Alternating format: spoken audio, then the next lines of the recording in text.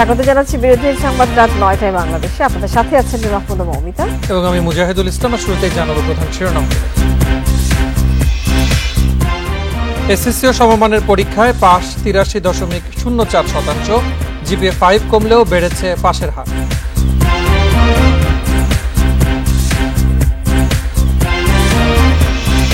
ছেলেরা কেন পিছিয়ে খুঁজে দেখার তাগিদ প্রধানমন্ত্রী, বললেন শিক্ষার উপযুক্ত পরিবেশ তৈরি সরকারের লক্ষ্য।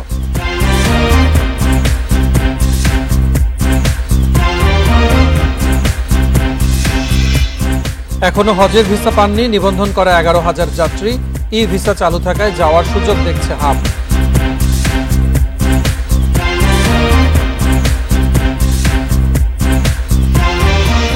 গাজীপুরে তাজউদ্দিন মেডিকেলে লিফটে আটকা পড়ে রোগীর মৃত্যুর অভিযোগ, বিদ্যুৎ চলে যাওয়ায় দুর্ঘটনা।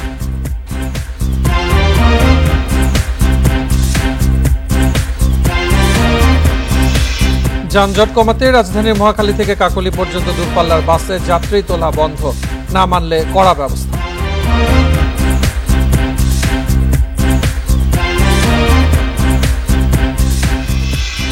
শিরোনাম শুনছিলেন, এবারে বিস্তারিত। এবারে এসএসসি ও সমমান পরীক্ষায় পাশের হার ৮৩.০৪%। জিপিএ ৫ পেয়েছে ১,৮২,১২৯ শিক্ষার্থী। গত বছরের চেয়ে জিপিএ ৫ প্রাপ্তির সংখ্যা কমলেও পাশের হার বেড়েছে ২.৬৫%। এই ফলাফলকে ভালো বলছেন শিক্ষা গবেষকরা। তবে যেসব শিক্ষার্থী ফেল করেছে সেখানে কি ত্রুটি রয়েছে তা চিহ্নিত করার তাগিদ তাদের। বেলা ১১টায় শিক্ষা প্রতিষ্ঠানগুলোর পাশাপাশি অনলাইনেও প্রকাশিত হয় এসএসসি ও সমমান পরীক্ষার ফল। এছাড়া মোবাইল ফোনে SMS এর মাধ্যমেও ফলাফল জানতে পারছেন শিক্ষার্থীরা। কাঙ্ক্ষিত ফলাফল পেয়ে শিক্ষার্থীদের এই বাঁধ ভাঙা উল্লাস। কষ্ট করেছি, তার ফল হিসেবে ভালো একটা রেজাল্ট এসেছে, সেজন্য অনেক খুশি আলহামদুলিল্লাহ। ফ্যামিলি সবাই অনেক খুশি, তো ওরাও স্যাটিসফাইড আমার রেজাল্ট নিয়ে, আমি নিজেও অনেক স্যাটিসফাইড রেজাল্ট নিয়ে। সারা দেশে এসএসসি পরীক্ষায় এবার পাশ করেছে ১৬,৭২,১৫৩ জন। মোট জিপিএ 5 পেয়েছে ১,৮২,১২৯ জন।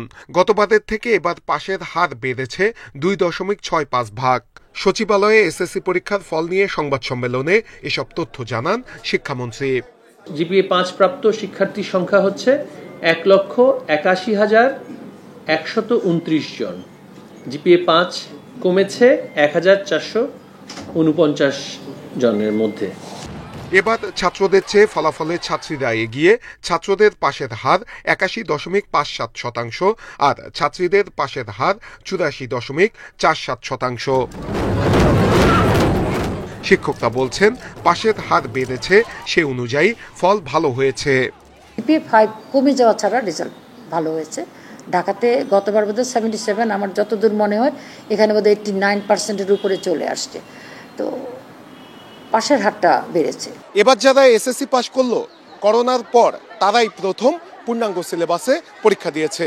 শিক্ষা গবেষকরা বলছেন ফল তো ভালো হলো, সেই সঙ্গে এখন দেখার বিষয় এসব শিক্ষার্থীরা করোনার ঘাটতি কতটুকু কাটিয়ে উঠতে পেরেছে। এদিকে এবার প্রায় ৩,৪১,৪৪৪ শিক্ষার্থী ফেল করেছে। তারা কেন ফেল করেছে তা খুঁজে বের করার আহ্বান জানিয়েছেন শিক্ষা গবেষকরা। সেই সঙ্গে তাদের প্রতি সহনশীল আচরণের আহ্বানও তাদের। কেন এতজন পাশ করতে পারে না? আমরা কি কোনো গবেষণা করেছি? আমরা কি কোনো মেজার নিয়েছি যে কেন এই ফেলটা করছে, কেন তারা ফেল করবে? এই জায়গাগুলোতে আমাদের কাজ করার সুযোগ আছে। এবার শতভাগ পাশ করা প্রতিষ্ঠানের সংখ্যা ২,৯৬৮, আর শতভাগ ফেল করা প্রতিষ্ঠান ৫১টি। Nure Alam, independent news, Dhaka. SSC এবং সমমানের পরীক্ষার ফল প্রকাশের পর সারা দেশের স্কুলে ছিল শিক্ষার্থীদের উল্লাস। তাদের সাথে উদযাপনে যোগ দেন শিক্ষক এবং অভিভাবকরাও। অনেক স্কুলে বাদ্যযন্ত্র বাজিয়ে নাচ গানে উচ্ছ্বাস প্রকাশ করে শিক্ষার্থীরা। এদিকে কাঙ্ক্ষিত ফলাফল যাদের হয়নি তাদের হতাশ না হয়ে আগামীতে ভালো করার পরামর্শ শিক্ষকদের। রোববার সকাল থেকেই রাজধানীর ভিকারুন্নিসা নুন স্কুল অ্যান্ড কলেজে বাড়তে থাকে শিক্ষার্থীদের উপস্থিতি। বেলা 11:30টার দিকে ফল প্রকাশের পর আনন্দ উচ্ছ্বাসে মেতে ওঠে শিক্ষার্থীরা। কাঙ্ক্ষিত ফলাফলে বাদ্যযন্ত্র বাজিয়ে নেচে গেয়ে উদযাপন করে পরীক্ষায় উত্তীর্ণরা। তাদের উদযাপনে সামিল হন শিক্ষক অভিভাবকেরাও। এমন চিত্র দেখা যায় দেশের বেশিরভাগ শিক্ষা প্রতিষ্ঠানে। স্কুল জীবন শেষে ভবিষ্যতের স্বপ্ন ছাত্রছাত্রীদের চোখে। এই পথ চলায় শিক্ষকের পাশাপাশি বাবা মায়ের সহায়তার কথাও উঠে আসে। আমাদের 10 বছরের কষ্টের ফল আজকে আমরা পেয়েছি। অবশ্যই আমাদের যেমন ছাত্রদের কষ্ট ছিল, তেমনি আমাদের পিতামাতার অনেক কষ্ট ছিল। আমি যতটা খুশি তার চেয়েও বেশি ওরা খুশি, এই জন্য আনা যে মা বাবা আসবে আমার সাথে, আমার আনন্দের দিনটা একসাথে আমরা উপভোগ করব। 10 বছরের সাধনার পর যখন নিজের কাঙ্ক্ষিত ফলটা পাই তখন অবশ্যই ভালো লাগার কথা। সন্তানের ভালো ফলাফলে গর্বিত অভিভাবকেরা ধারাবাহিকতা ধরে রাখার প্রত্যাশার কথা জানান। প্রতিটা বাবা মাই তার সন্তানের জন্য শ্রম দেয়। প্রতিটা বাবা মাই চায় যে তার মেয়ে পরিপূর্ণ রেজাল্টটা করুক, এটা আমাদের চাওয়া। আমাকে একটা বড় একটা গিফট দিল সে, আর আরেকটা কথা হলো তুমি জিতে গেলে আমি জিতে যাই, এটাই সব থেকে বড় পাওয়া। খুবই খুশি, আমার ছেলে এবার জিপি 5 পেল কলেজের স্কুল থেকে। এদিকে কাঙ্ক্ষিত ফল যাদের হয়নি তাদের হতাশ না হয়ে ধৈর্যের সাথে আগামীতে চেষ্টার পরামর্শ শিক্ষকদের। আনোয়ার সাদাত নূর, ইন্ডিপেন্ডেন্ট নিউজ, ঢাকা। এসএসসিতে ছেলেরা সংখ্যায় কেন কম, ফলাফলে কেন পিছিয়ে? বোর্ড প্রধানদের তা খুঁজে দেখতে বলেছেন প্রধানমন্ত্রী শেখ হাসিনা। সারা দেশে এসএসসি ও সমমান পরীক্ষার ফলাফলের সারসংক্ষেপ গণভবনে প্রধানমন্ত্রীর কাছে হস্তান্তর করা হলে একথা বলেন তিনি। প্রধানমন্ত্রী আরও বলেন, সরকারের নানা উদ্যোগে শিক্ষা প্রতিষ্ঠানগুলোয় শিক্ষার্থীর সংখ্যা ও সারা দেশে সাক্ষরতার হার বেড়েছে। গত 15 ফেব্রুয়ারি শুরু হয় এসএসসি ও সমমানের পরীক্ষা। পরীক্ষা শেষ হওয়ার 60 দিনের মধ্যে প্রকাশিত হল ফল। রোববার সকালে গণভবনে প্রধানমন্ত্রী শেখ হাসিনার হাতে ফলের সারসংক্ষেপ তুলে দেন শিক্ষামন্ত্রী সহ শিক্ষা বোর্ডের চেয়ারম্যানরা। এ সময় কৃতকার্য শিক্ষার্থীদের অভিনন্দন জানান প্রধানমন্ত্রী। তিনি বলেন, সরকার শিক্ষায় ব্যয় নয়, বিনিয়োগ করে। সরকারের লক্ষ্য শিক্ষায় শৃঙ্খলা ফিরিয়ে আনা, উপযুক্ত পরিবেশ তৈরি এবং শিক্ষার্থীদের পড়ালেখায় আগ্রহী করে তোলা। শিক্ষাক্ষেত্রে একটা আমি মনে করি যে ডিসিপ্লিন ফিরিয়ে আনা এবং শিক্ষার পরিবেশ তৈরি করা এবং ছাত্রছাত্রীদের শিক্ষার প্রতি আগ্রহ সৃষ্টি করা, এটাই সব থেকে বেশি গুরুত্বপূর্ণ। সেই সাথে সাথে অভিভাবক বৃন্দেরও, তাদেরও একটা আকাঙ্ক্ষা থাকবে যে তাদের ছেলে পড়াশোনা করে মানুষের মতো মানুষ হবে। আজকের শিক্ষার্থীরাই স্মার্ট বাংলাদেশের সৈনিক হিসেবে গড়ে উঠবে বলেও প্রত্যাশার কথা জানান প্রধানমন্ত্রী। আমরা স্মার্ট বাংলাদেশ করবো। স্মার্ট বাংলাদেশ করতে হলে আমাদের ছেলেমেয়েদেরকে শিক্ষা দিতে হবে। আজকে ছেলেমেয়েরাই তো সামনে সেই স্মার্ট সিটিজেন হবে এবং তারা দেশকে এগিয়ে নিয়ে যাবে। সাধারণ শিক্ষার পাশাপাশি কারিগরি ও বিশ্বমানের শিক্ষায় গুরুত্ব দেন সরকার প্রধান। কারিগরি শিক্ষা, বিজ্ঞান প্রযুক্তি, তথ্য প্রযুক্তি, অর্থাৎ সার্বিকভাবে একটা শিক্ষিত হবার যা যা দরকার সেইগুলি বা বিশ্ব পরিমণ্ডলে প্রতিযোগিতার সাথে টিকে থাকার উপযোগী শিক্ষার ব্যবস্থায় আমরা প্রবর্তন করতে চাই। পরে প্রধানমন্ত্রী বলেন, শিক্ষায় মেধা ও মনন বিকাশে সুযোগ সৃষ্টি করা হচ্ছে, এতে পরিবর্তন আনা হচ্ছে শিক্ষা ব্যবস্থায়। আমাদের ছাত্ররা পিছিয়ে আছে বা কেন, কি হিসেবে কম, এটা বোধহয় আমাদের একটু দেখতে হবে। নূরে জান্নাত, ইন্ডিপেন্ডেন্ট নিউজ, ঢাকা। 7 জানুয়ারি নির্বাচনের রাজনৈতিক সংকট আরো গভীর হয়েছে মন্তব্য বিএনপি মহাসচিব মির্জা ফখরুলের।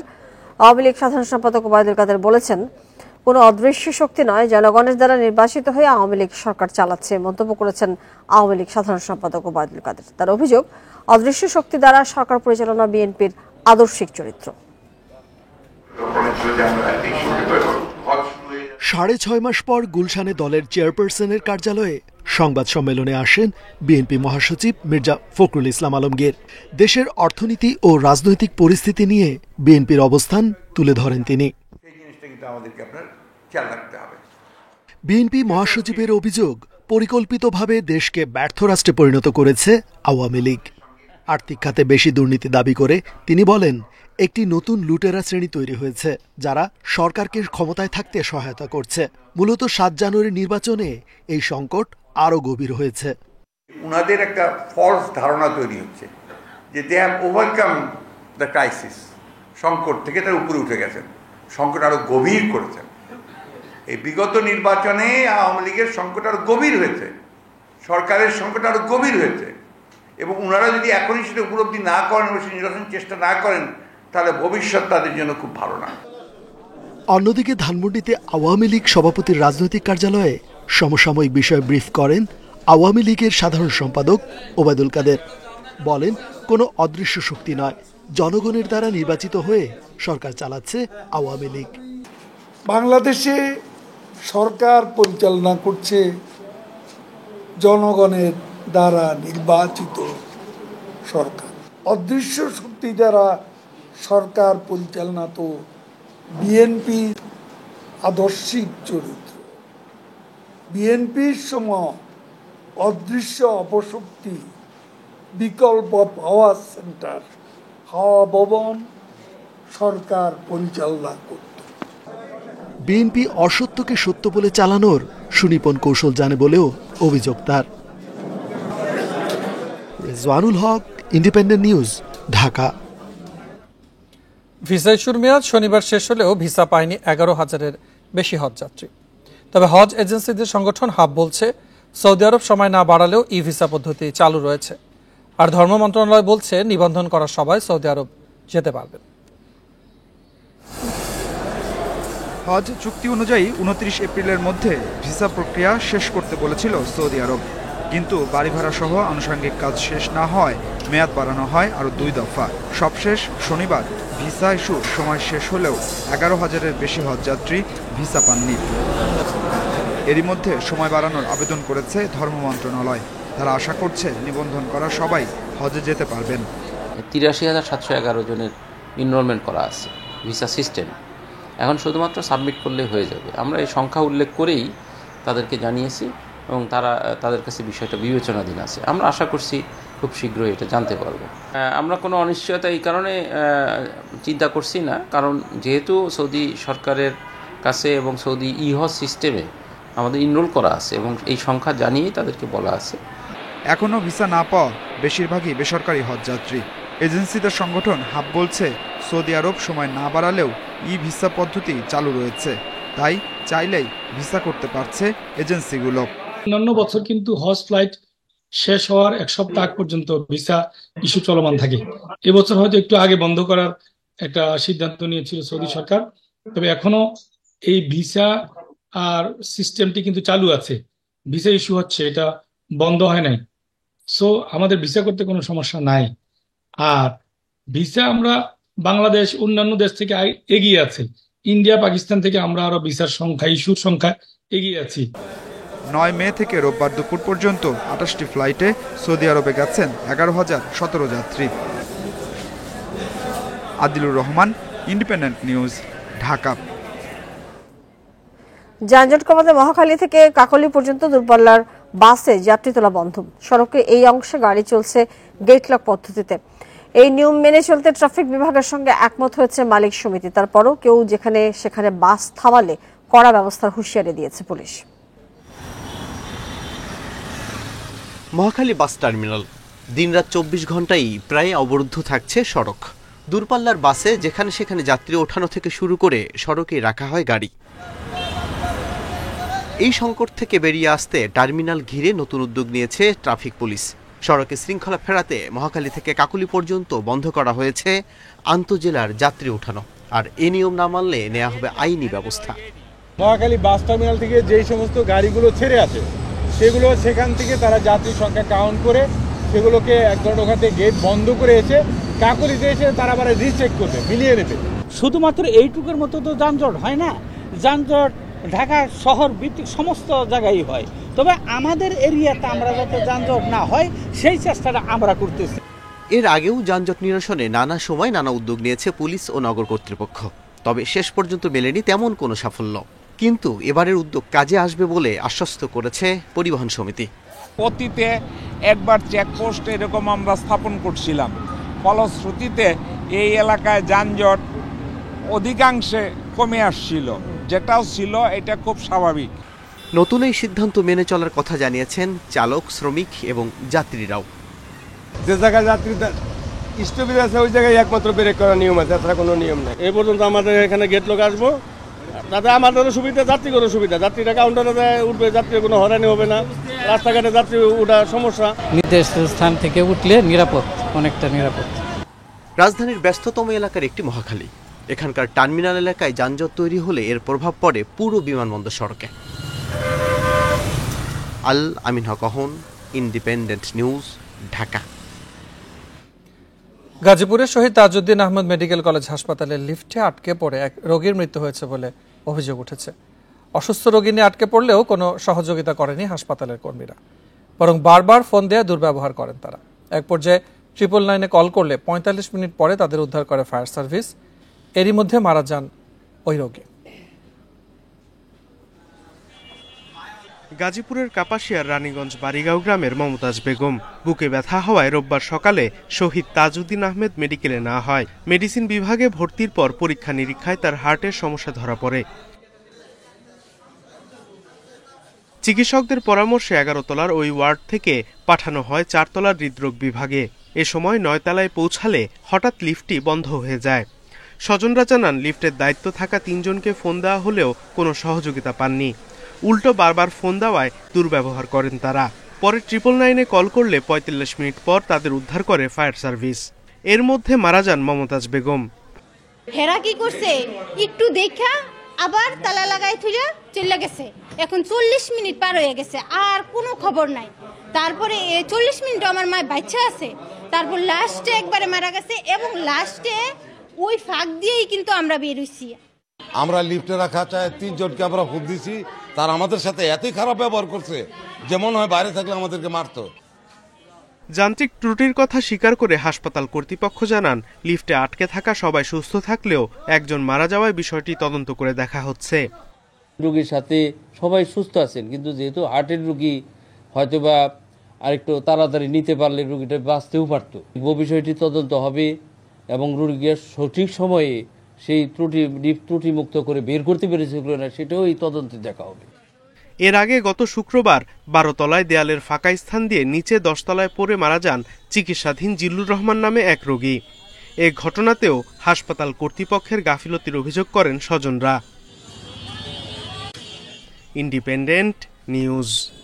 মাদক মামলায় অর্থের বিনিময়ে অন্য আসামির জেল খাটার ঘটনায় যুবলীগ নেতা নাজমুল হাসানকে 24 ঘন্টার মধ্যে বিচারিক আদালতে আত্মসমর্পণের নির্দেশ দিয়েছে হাইকোর্ট। রোববার বিচারপতি আশরাফুল কামালের একক বেঞ্চ এই আদেশ দেন।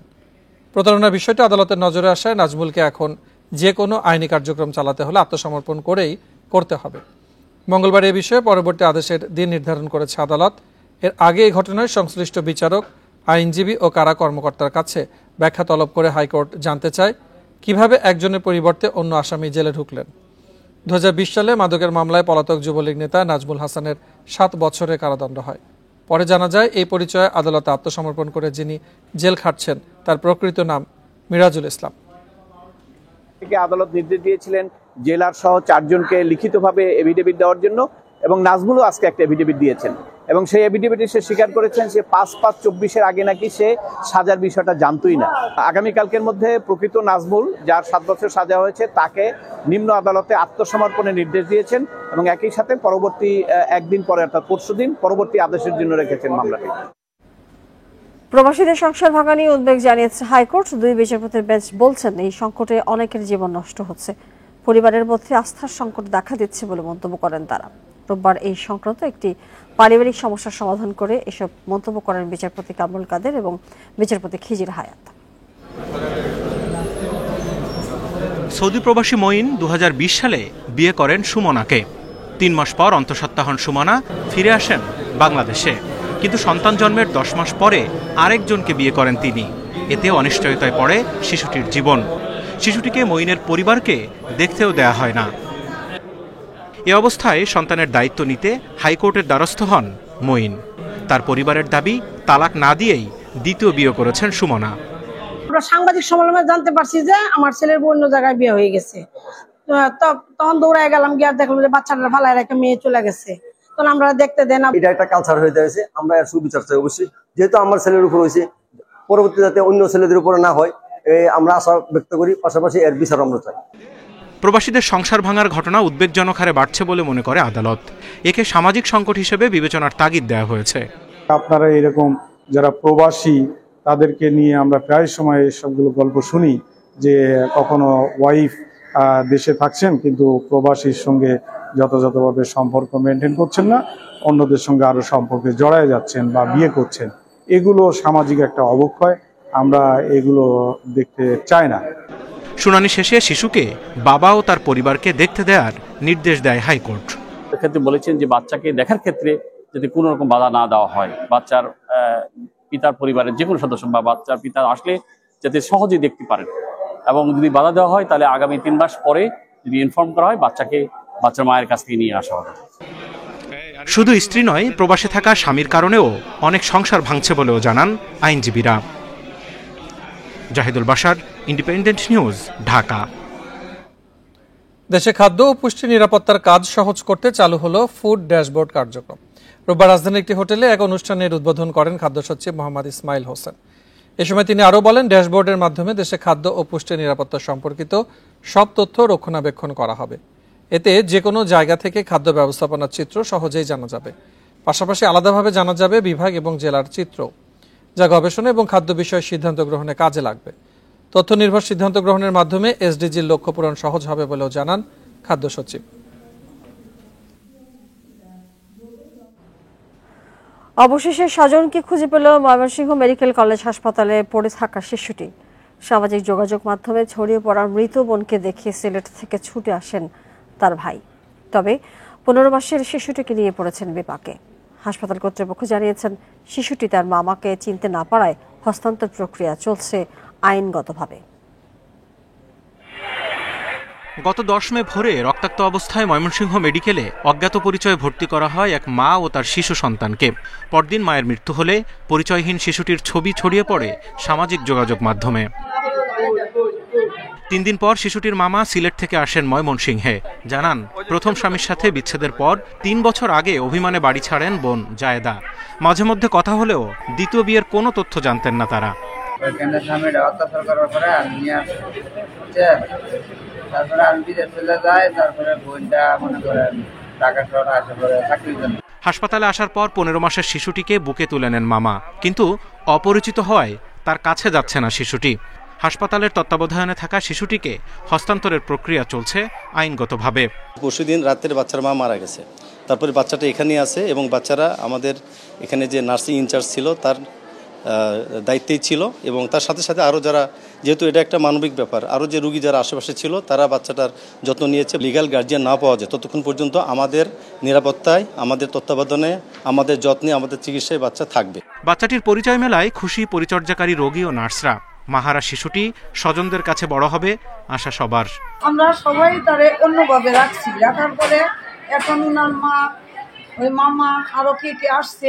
বাচ্চাটাকে আমি মনে করি তার সঠিক আত্মীয়র কাছে যদি পৌঁছায় দেওয়া যেত তাহলে বাচ্চার জীবনটা বাঁচত। নার্সেরাও দেখছে, ওরাও খুশি হয়েছে, আমরাও খুশি হয়েছি, ডাক্তাররাও খুশি হয়েছে, হ্যাঁ পরিবারটা ফিরে পেয়েছে। মা ও সন্তান কিভাবে আহত হয়েছিলেন তা নিয়ে আছে ধোঁয়াশা। এই ঘটনায় সড়ক পরিবহন আইনে ভালুকা থানায় মামলার পর তদন্তে নেমেছে পুলিশ।